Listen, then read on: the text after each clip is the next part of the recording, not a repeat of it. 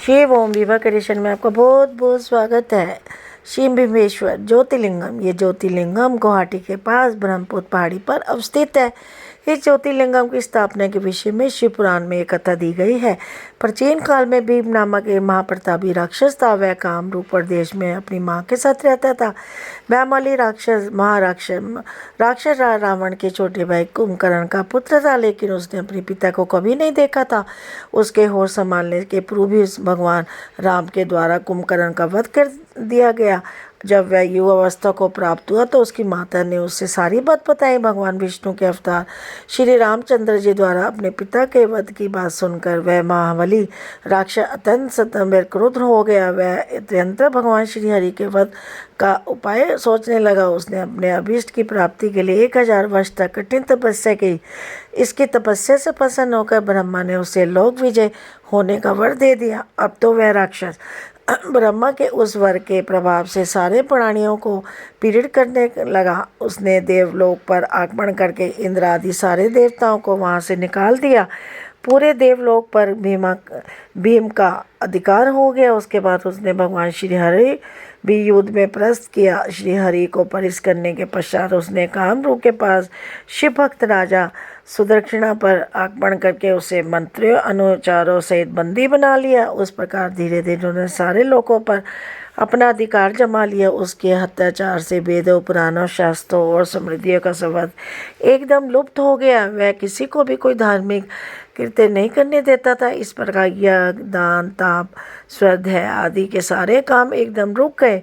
उसके अत्याचार की भीम शरण से घबराकर ऋषि मुनि देवतागण भगवान शिव के चरण में गए। उन्होंने अपना तथा सारे प्राणियों का दुख कहा। ये प्रार्थना सुनकर भगवान शिव ने कहा, मैं शीघ्र उस अत्याचारी राक्षस का संहार करूंगा। उसने मेरे भक्त कामरूप नरेश सुदक्षिणा को भी सेवकों सहित बंदी बना लिया। यह अत्याचारी असुर और अधिक जीवित रहने का अधिकारी नहीं रह सकता।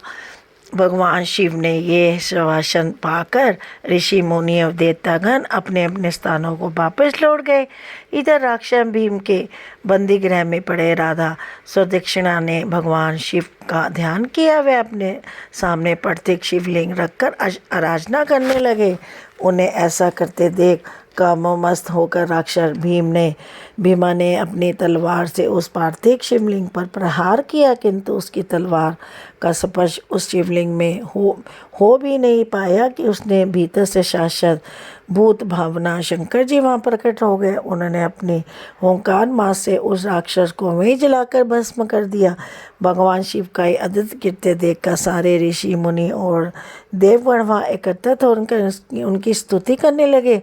उन लोगों ने भगवान शिव से प्रार्थना की कि महाराज आप लोग कल्याण अब धदा के लिए यहाँ निवास करें। ये क्षेत्र शास्त्रों में अपवित्र बताया गया है। आपके निवास से यहाँ परम पवित्र पुण्य क्षेत्र बन जाएगा। भगवान शिव ने उस सबकी ये प्रार्थना स्वीकार कर ली। वहाँ एक ज्योतिर्लिंग के रूप में सदा के लिए निवास करने लगे। उनका ये ज्योतिर्लिंग भीमेश्वर के नाम से विख्यात हुआ। शिव पुराण में एक कथा पूरे विस्तार से दी गई है। ये ज्योतिर्लिंग की महिमा अबोध है। इसके दर्शन का फल कभी व्यर्थ नहीं जाता है। भक्तों की सभी मनोकामना यहाँ आकर पूर्ण हो जाती है। जय भीमेश्वर भगवान की जय। शिव शंकर भगवान की जय।